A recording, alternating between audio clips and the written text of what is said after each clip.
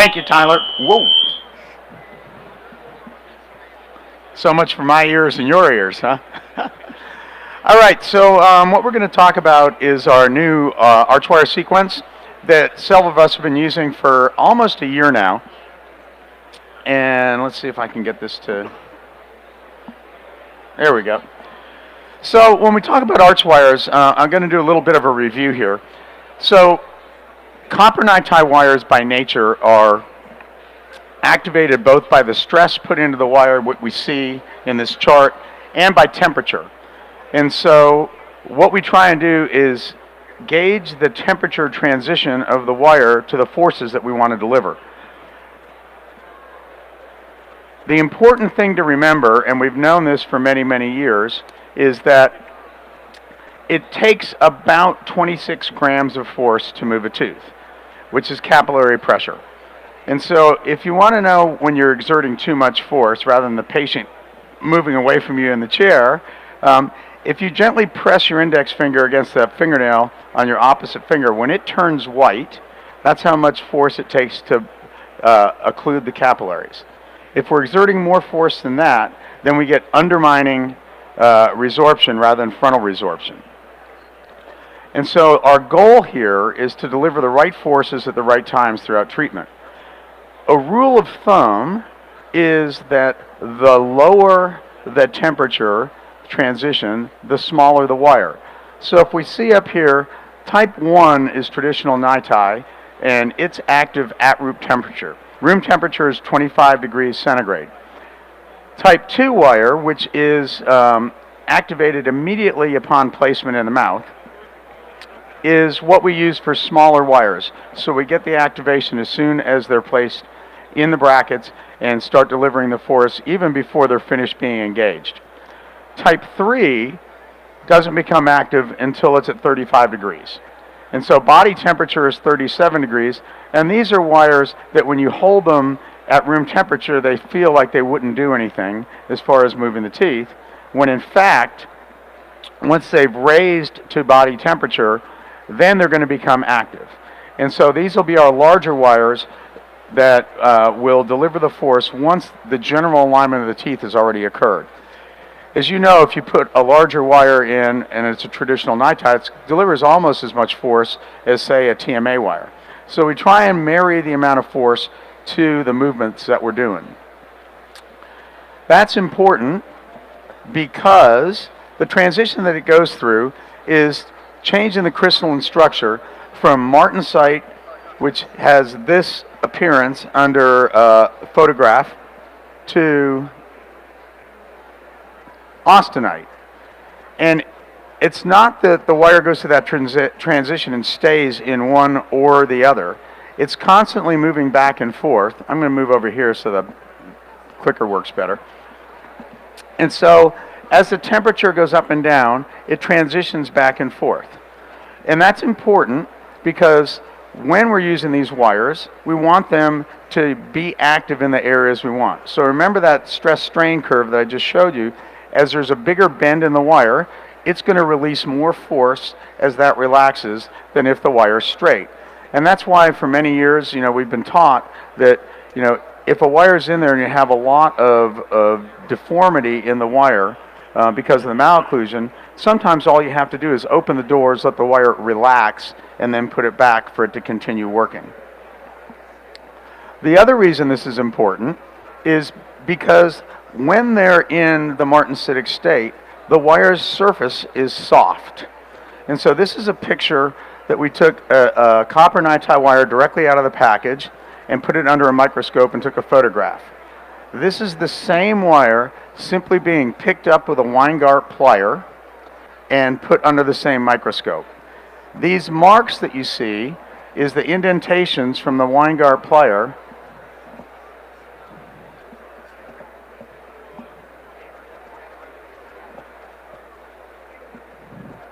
The clicker's not working very well. There we go. So each of these marks, what happens is if you use a sharp instrument like a Weingart plier or a ligature director to push the wire into the bracket, and you leave that little scratch on the wire. All of us have had like an 013, 014, 016 wire that breaks, and you wonder how on earth can that wire break when it's so flexible?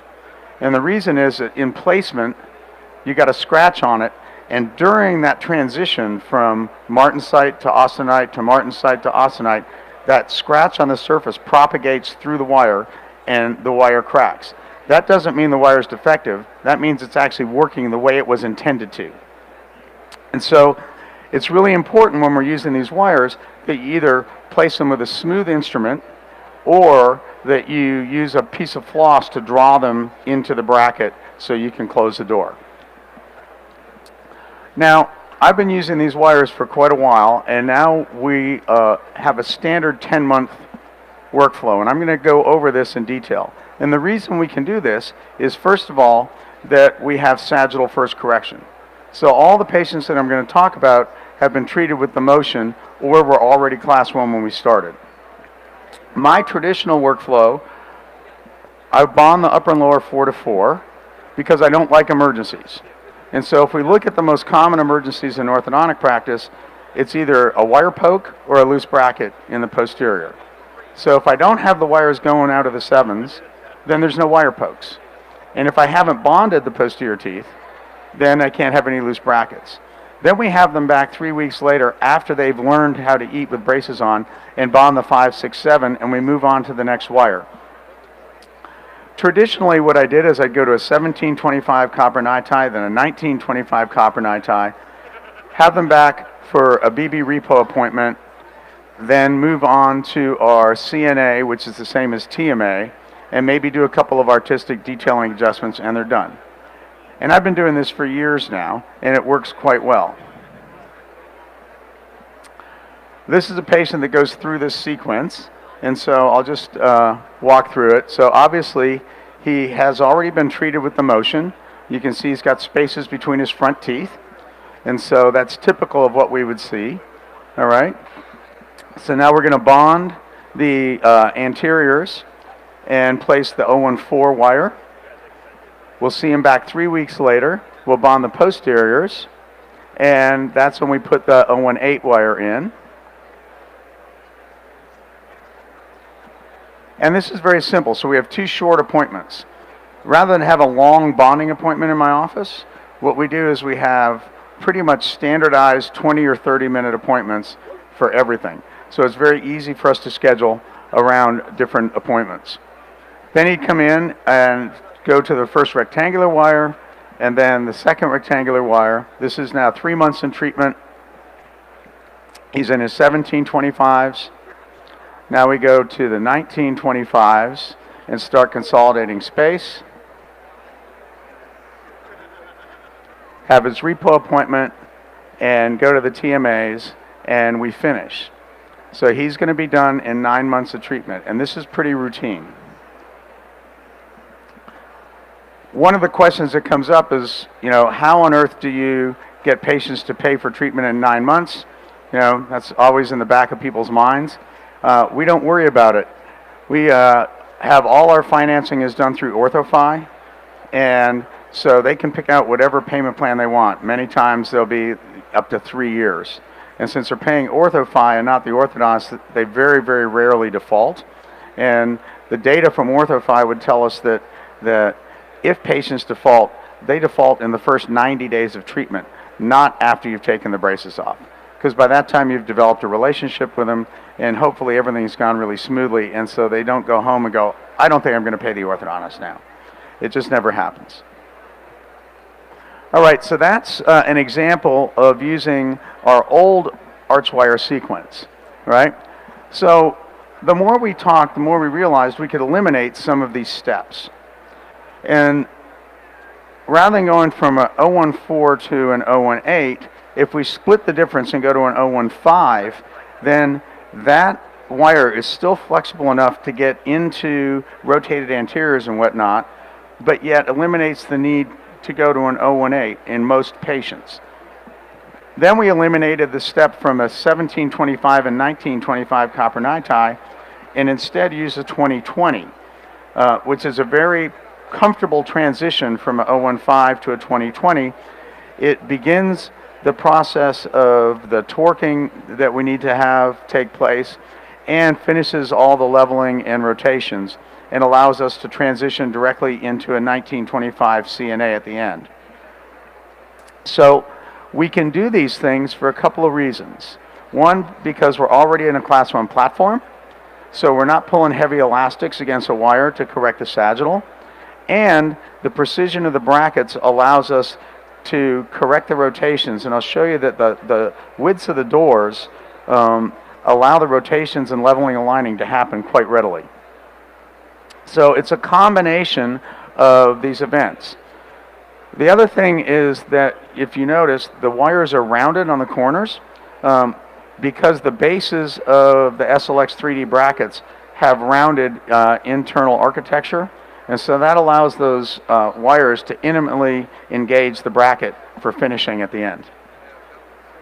So we do sagittal first, so it takes somewhere between 2 to 4 months in most patients, and then 8 to 10 months of fixed appliances. So typically in my office, our overall treatment time is around 14 months, and we see that routinely, and I'll show you that as we move along. So if we look at the bracket, you know, one of the things that's key is the width of the door allows those rotations to come out very, very early with the 015 wire. That's what allows us to transition directly into the 2020, because we don't have to take multiple steps to get rotations out of the way. We do have some optional wires that are in there. So we've termed these wires the M series in the same way that when we're using the motion, we instruct the staff to get a force 1 elastic or a force 2 elastic. It just makes it consistent throughout the process that we now will have an M1 wire, an M2 wire, and an M3 wire. So communication in the office is simplified. It's less confusing when you have multiple patients there having conversations with various and sundry staff members. And the patients readily know that they're moving ahead with the next wire. And I found that to be psychologically reinforcing. You know, when the kid goes out and talks to their parent, what they do today? Oh, they put in the number 2 wire today. So they know that they're progressing through treatment, and it's funny how teenagers, that's a real incentive for them to know that things have moved ahead. And so that works out really nicely. We have the 1.5 and 2.5 for special situations. The 1.5 is an 018 wire, and you notice the transition temperatures are pre-chosen for you. So you don't have to remember if you're using a 27 degree or a 35 degree wire. It's integral into the whole system.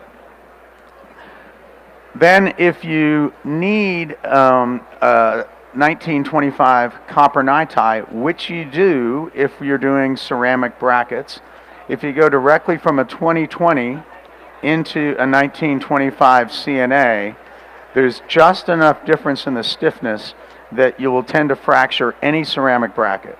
So we recommend if you're using a ceramic bracket that you do use that intermediary 1925 copper NiTi to finish aligning the slots before you move forward. So these are the standard wires and then the optionals. And then of course, if you have a surgeon that requires stainless steel wires for surgery, we do have the stainless steel wire also in the series.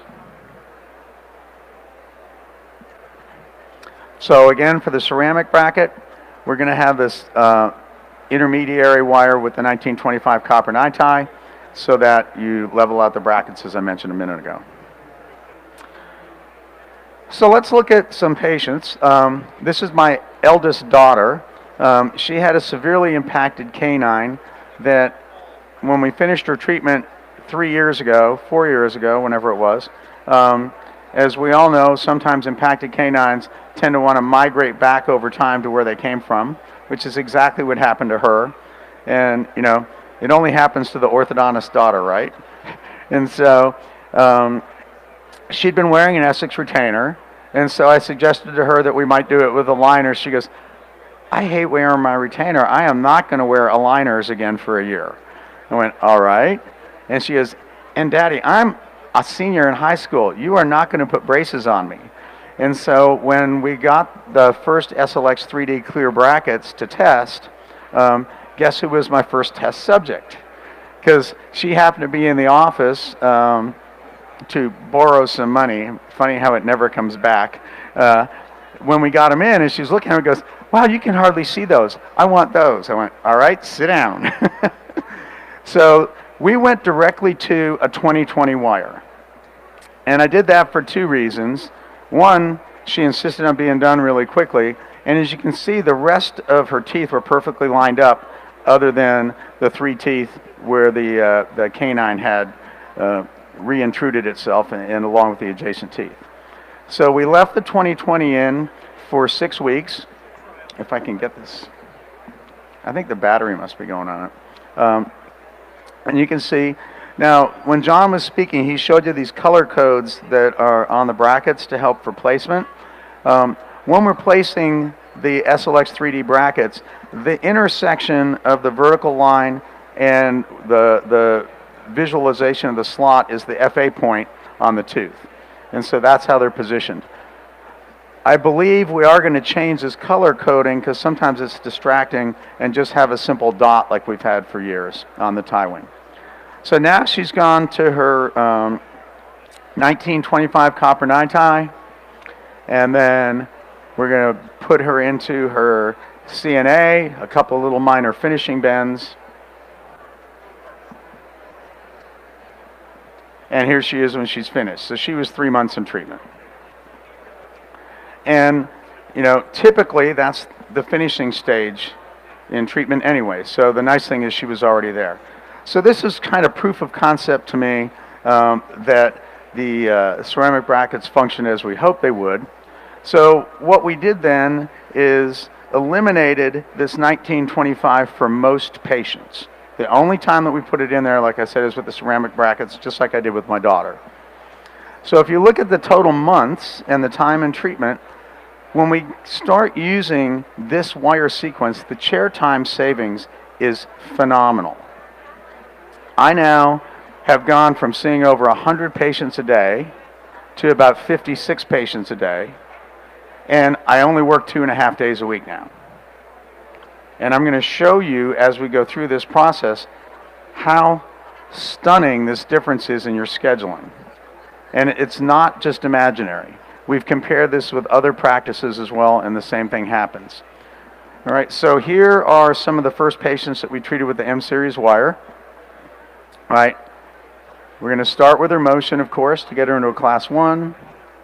And here's the SLX 3D brackets. She has the 015 wire, and then we go from there to her 20/20 wire. 7 months in treatment. She's into her CNAs, and that included her time in motion. Here's another patient. Same thing. She's got a little bit more irregularity. So for her, what we're going to do is leave that 015 in longer until the canine comes down, then transition into the 20/20. And now she's in her CNA in 4 months. Imagine if you're at this point in treatment in 4 months, how much time you have to finish, right? Because you're not seeing patients over and over and over again. And the other benefit is the less time in treatment, the less likely they are to have loose bracket, decalcification, all the other side effects that go along with being in treatment for a long time. Here's another young lady. She has the SLX 3D clear brackets. Here she is 5 months in treatment. Now, you'll notice that when she started, she had a reverse smile arc. So for her, for smile arc protection, we placed the brackets much higher in order to correct that. All right. So as I said, if we get to that point early, we have all the time in the world to finish. And in much the same way that when they built this island in Dubai, they knew what they wanted to end up with before they started building up the sand. And so If we can place the brackets in exactly the right place, we can plan on finishing from the beginning. And that's part of the whole sagittal first philosophy, is we're not compensating for all sorts of other mechanics along the way. So we correct the sagittal and then focus on finishing. Well, what is the time savings that we have? So this is from my office last year, and these are all of our debonds, including impacted canines, everything that we did is in the red, all right? The green is if we eliminated impacted canines or patients that had a motion first. And so the difference in treatment time obviously is 4 months, but our average treatment time is somewhere around 14 months, and that's huge. And the reason it's huge is it changes the whole dynamic of your schedule. When we look at the end of each year, and we just did this for 2018, my average treatment time is 14 months. And everyone who started following this protocol has found the same thing. Right, Jeff? Yep. And I can remember when he called me on the phone, he goes, I thought you were really kidding that you could do this routinely. Because all of us have had patients to finish, in a year or so, but the average is nowhere near that. Well, if you start using sagittal first, then it will. And so these are patients in sequence from debonding last year, because someone at a meeting suggested that, anyone can cherry pick 1 or 2. Try cherry picking 100 in a row and put down the treatment times. And these treatment times actually include their time in motion. And we see this over and over and over again. And so once you've established this, I can casually and confidently look a mom in the eye and go, if they will wear their motion for 3 months and wear their rubber bands, I promise you they'll be in braces for less than a year. And that is a game changer for a teenager, because they're willing to put in the work if you know. And they go, why are all my friends in treatment for 2.5 years? Well, I wish I could answer that question for you, but I promise you you'll be done in a year if you'll just help me. And so these are 100 patients in a row that were debanded. This is what we see every single day. And any orthodontist on the planet can do this. I mean, there's nothing special or magic about me doing it versus someone else. It's simply a matter of using the mechanics that are now what we consider tried and true. If you establish the protocol so you're done in a year, picture a middle school. So a middle school has chairs, teachers, equipment, rooms for 8th graders and 7th graders. Now, all the schedule is built around that, kind of like an orthodontic office with a 2-year treatment plan. What happens if you bring in the smartest group of 7th graders on the planet, and they graduate from middle school along with the 8th graders? The following year, what does a school look like? Picture that in your mind, right? You've got twice the teacher to student ratio. You have all these empty desks. The lunchroom isn't as crowded. The kids get more exposure to the teachers, right? And it's kind of like this. If this is a 2-year program, the kids gathered around the lunch table, and all of a sudden you have 12 months in treatment, then you have half the number of kids. The benefits for this are phenomenal. You have a much higher opportunity for quality finishes. You have a better access to your schedule. I have almost no complaints from parents now about being able to get in before school or after school. And it used to be the #1 thing where the staff would come to me and go, we don't have any appointments, because patients were in treatment for the same thing over and over. And now we just tell them they have to come in for 2 appointments during school, because those are the long appointments. And there's less stress on me, and if there's less stress on me, there's less stress on the team. Because when they come in the next appointment, I know what to expect every single time. Now, it's not just my imagination. This is right out of Ortho 2. And anyone who uses their management system knows you can't go fudge these numbers because it's a permanent record. So these are the receipts per appointment. This is when I was using all Damon brackets. And then when I changed to the SLX in the middle of 2014, obviously there's chaos in the office anytime you change bracket systems. So our profitability started plunging. You know, we don't know, have to get different stuff out for this patient versus that patient. And then here's when we started only having SLX patients in the office. And you can see how our profitability has gone up ever since, right? And it continues to rise. And that's because our treatment times are getting shorter and shorter and shorter, and yet our fees haven't changed. And so rather than having to raise fees every year for the last 4 years, we've just gotten more efficient. And in the competitive world that we're in, that helps a lot. Not only that, but the marketing value of the kids going out and telling their friends, my braces are only on for a year. I don't know why you're wearing them so long. I mean, that's built-in marketing that you can't even pay for. So if we look at the income per visit, all right, these are all SLX D-bonds, and these are the D-bonds without impacted canines or motion.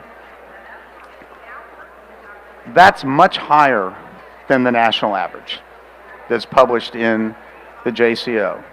Because before I switched over to this system, mine was the same as everyone else's. I mean, it's just the cost of doing business, right? If we look at the income per visit with no repairs, it's huge. And on average, we have 2 repairs per patient, as opposed to the national average, which is 8. And so I submitted this young lady into the JCO, or the AJO, to get published, and she's a great family, but this is why we do what we do, is to have a little girl that walks in the door like this, and then a year later, walk out like that. And so that's what keeps me going every single day, to be able to provide this sort of care for patients and make it comfortable, efficient, and everything else. So thank you very much, and I'll be around if anybody has any questions.